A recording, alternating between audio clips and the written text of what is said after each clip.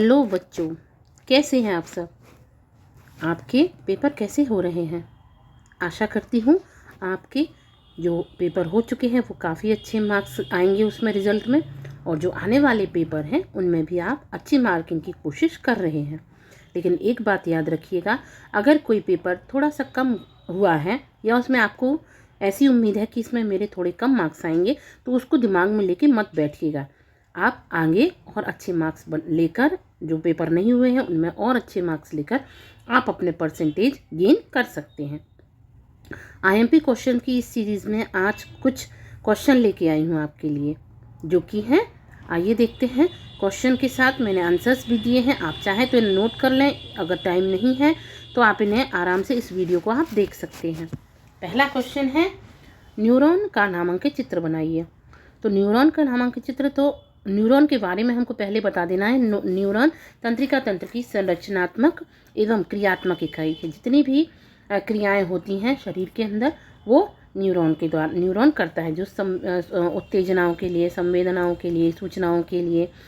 Next हमारा question है, इसके भाग देखिए। सबसे पहले तो न्यूरॉन के भाग मुख्य कौन कौन से होते हैं। डेंड्रॉइड, सेल बॉडी या कोशिका शरीर, अक्षतंतु या एक्सॉन, माइलिन का आवरण होता है, और अक्षतंतु सिरे, जो कि पीछे की तरफ और आगे की तरफ होते हैं। नेक्स्ट हमारा क्वेश्चन है, न्यूरॉन के कार्य लिखिए।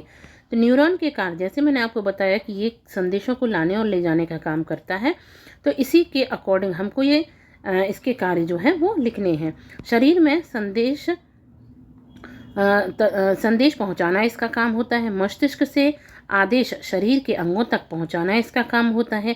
इंद्रियों से सूचनाएं मस्तिष्क तक ले जाना, ये भी इसका कार्य होता है।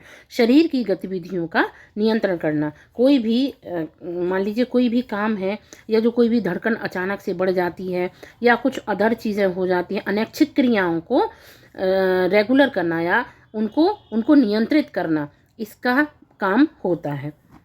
नेक्स्ट हमारा क्वेश्चन है, सिनेप्स किसे कहते हैं, इसके कार्य लिखिए। तो सिनेप्स किसे कहते हैं, मैंने आपको पहले ही बता दिया था। जो लोग अभी जुड़े हैं वो फिर से देख लें, और जो नहीं, मतलब जो पहले से जुड़े हुए हैं वो भी दोबारा से इसको रिवाइज कर सकते हैं।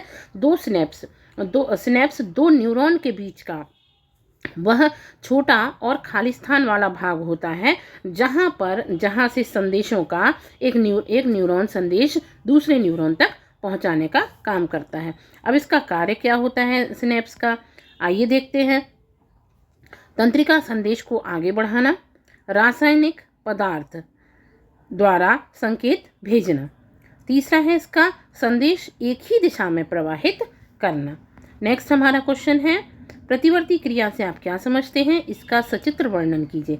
प्रतिवर्ती क्रियाएं या रिफ्लेक्स एक्शन वह क्रिया है जो बिना सोचे समझे तुरंत हो जाती है। इसमें ना तो सोचने का समय मिलता है, ना ही समझने का कि ये गलत है या सही है, बस हो जाता है। इसी वजह से इसे रिफ्लेक्स एक्शन या प्रतिवर्ती क्रिया कहते हैं। उदाहरण, गर्म वस्तु को छूते ही, अगर हम इसका एग्जाम्पल दें तो जैसे ही अगर कोई गर्म वस्तु अपन से हाथ से टच हो जाती है तो अपन तुरंत हाथ वहाँ से हटा लेते हैं। या कुछ और भी चीज़ें हैं कि जरा सा गर्म चीज़ छुआ या ठंडा छुआ और तुरंत अपन उसमें से हाथ हटा लेते हैं।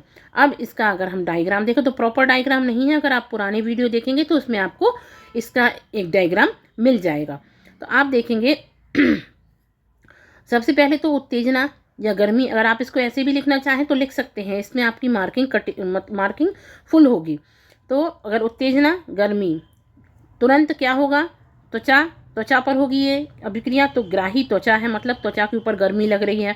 संवेदी तंत्रिका तंत्र, तुरंत रीढ़ की हड्डी जिसके द्वारा सूचनाएं जाती हैं। प्रेरक तंत्रिका तंत्र, और प्रभावक अंग कौन सा होगा, मांसपेशी, और तुरंत से हाथ पीछे हट जाएगा। मांसपेशियों द्वारा सूचनाएं पहुंचेंगी और हाथ तुरंत पीछे हट जाएगा। यह पूरी प्रक्रिया बहुत तेज़ी से होती है, इस वजह से सेकंडों में ये प्रक्रिया हो जाती है, जिस वजह से किसी इंसान को ज़्यादा कुछ पता नहीं चलता है।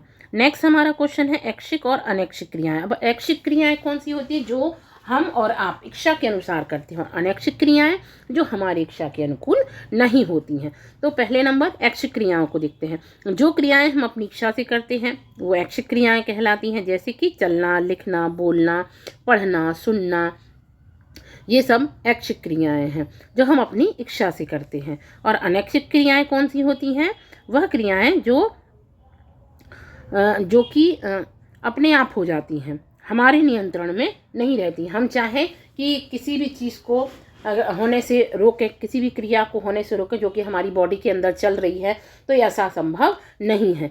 जो कि हमारी इच्छा के अनुसार कोई क्रियाएं नहीं होती हैं, उन्हें हम अनैच्छिक क्रियाएं कहते हैं। जैसे कि हृदय की धड़कन। हृदय की धड़कन कभी कभी एकदम से देखा होगा आपने तेज हो जाती है, कभी कभी नॉर्मल चलती है। तो अगर धड़कन तेज है तो हम ये नहीं कर पाएंगे कि उसको हम स्लो कर दें, वो धीरे धीरे धीरे धीरे करके नॉर्मल होगी, एकदम से नॉर्मल नहीं होगी। फिर इसके बाद पाचन क्रिया भी धीरे धीरे होती है। और क्या कहते हैं, हम चाहें कि अभी खाना खाया और ये पाचन क्रिया हो जाए, तो ऐसा नहीं होता है, वो अपनी गति से ही होगी। सांस लेना, ये भी एक अनैच्छिक क्रिया है। सांस लेने के लिए अगर हम ज़्यादा देर तक कभी सांस रोक के देखेंगे आप, तो आपको समझ आएगा कि अपने आप दम घुटने लगेगा और हम एक बार में 2-3 बार सांस ले लेंगे। तो ये भी एक अनैच्छिक क्रिया है।